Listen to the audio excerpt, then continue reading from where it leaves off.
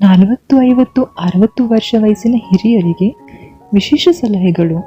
ಮೊದಲನೆಯ ಸಲಹೆ, ನಿಮಗೆ ಬಾಯಾರಿಕೆ ಇಲ್ಲದಿದ್ದರೂ ಅಥವಾ ಅವಶ್ಯಕತೆ ಇಲ್ಲದಿದ್ದರೂ ಸಹ ಯಾವಾಗಲೂ ದಿನಕ್ಕೆ ಕನಿಷ್ಠ 2 ಲೀಟರ್ ಅಂದರೆ ದಿನಕ್ಕೆ 8 ಗ್ಲಾಸ್ ನೀರನ್ನು ಕುಡಿಯಿರಿ.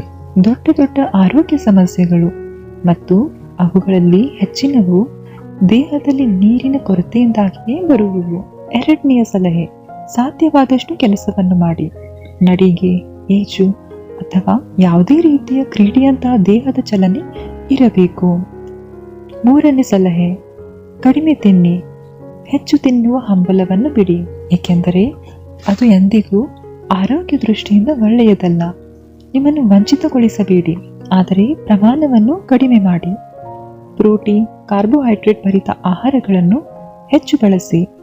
ನಾಲ್ಕನೇ ಸಲಹೆ, ವಾಹನವನ್ನು ಅಗತ್ಯವಿದ್ದರೆ ಮಾತ್ರ ಬಳಸಿ ಮತ್ತು ವಾಹನವನ್ನು ಚಲಾಯಿಸುವಾಗ ನಿಧಾನವಾಗಿ ಚಲಾಯಿಸಿ.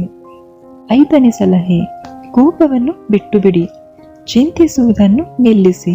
ವಿಷಯಗಳನ್ನು ನಿರ್ಲಕ್ಷಿಸಲು ಪ್ರಯತ್ನಿಸಿ. ತೊಂದರೆಯ ಸಂದರ್ಭಗಳಲ್ಲಿ ನಿಮ್ಮನ್ನು ನೀವೇ ಸಮಾಧಾನಗೊಳಿಸಬೇಕು, ಇಲ್ಲವೆಂದರೆ ಅವು ನಿಮ್ಮ ಆರೋಗ್ಯವನ್ನು ಹಾಳು ಮಾಡುವುವು.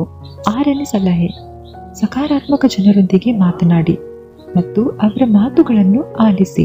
ಏಳನೇ ಸಲಹೆ, ಮೊದಲನೆಯದಾಗಿ ಹಣದ ಮೇಲಿನ ಬಾಂಧವ್ಯವನ್ನು ಬಿಟ್ಟು ಬಿಡಿ. ನಿಮ್ಮ ಸುತ್ತಲಿರುವ ಜನರೊಂದಿಗೆ ಸಂಪರ್ಕ ಸಾಧಿಸಿ, ನಗುಮುಖದಿಂದ ಮಾತನಾಡಿ. ಎಂಟನೇ ಸಲಹೆ, ಹಣ, ಸ್ಥಾನ, ಪ್ರತಿಷ್ಠೆ, ಅಧಿಕಾರ, ಸೌಂದರ್ಯ, ಜಾತಿ ಮತ್ತು ಪ್ರಭಾವ ಇವೆಲ್ಲವೂ ಅಹಂಕಾರವನ್ನು ಹೆಚ್ಚಿಸುತ್ತವೆ. ನಮ್ರತೆಯು ಜನರನ್ನು ಹತ್ತಿರ ತರುತ್ತದೆ. 9ನೇ ಸಲಹೆ, ನಿಮ್ಮ ಕೂದಲು ಬಿಳಿಯಾಗಿದ್ದರೆ ಅದು ಜೀವನದ ಅಂತ್ಯ ಎಂದರ್ಥವಲ್ಲ, ಆದರೆ ಜೀವನ ಸಾಗರದ ಅನುಭವ ನಿಮಗಿದೆ ಎಂದರ್ಥ. ಇದು ಉತ್ತಮ ಜೀವನಕ್ಕೆ ನಾಂದಿ. ಆಶಾವಾದಿಯಾಗಿರಿ, ನೆನಪಿನೊಂದಿಗೆ ಬದುಕಿ, ಪ್ರಯಾಣಿಸಿ, ಆನಂದಿಸಿ, ನೆನಪುಗಳನ್ನು ರಚಿಸಿ. 10ನೇ ಸಲಹೆ, ಪುಟ್ಟ ಮಕ್ಕಳೊಂದಿಗೆ ಪ್ರೀತಿ, ಸಹಾನುಭೂತಿಯಿಂದ ಮಾತನಾಡಿ. ವ್ಯಂಗ್ಯವಾಗಿ ಏನನ್ನೂ ಹೇಳಬೇಡಿ. ನಿಮ್ಮ ಮುಖದಲ್ಲಿ ಪುಟ್ಟ ನಗುವನ್ನು ಇರಿಸಿ. ಎಷ್ಟೇ ದೊಡ್ಡ ಕಷ್ಟವಿದ್ದರೂ ತಾಳ್ಮೆಯನ್ನು ಕಳೆದುಕೊಳ್ಳಬೇಡಿ. ಕಷ್ಟ ಬಂದಾಗ ಯಾರು ಹತ್ತಿರವಾದರೂ ಸಹಾಯ ಕೇಳುವ ಮುನ್ನ,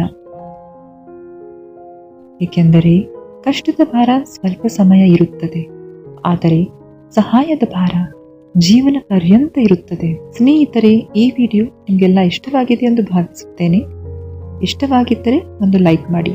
ಇದೇ ರೀತಿಯ ಹೆಚ್ಚಿನ ವಿಡಿಯೋಸ್ಗಳಿಗಾಗಿ ಚಾನೆಲ್ ಸಬ್ಸ್ಕ್ರೈಬ್ ಮಾಡುವುದನ್ನು ಖಂಡಿತ ಮರಿಬೇಡಿ.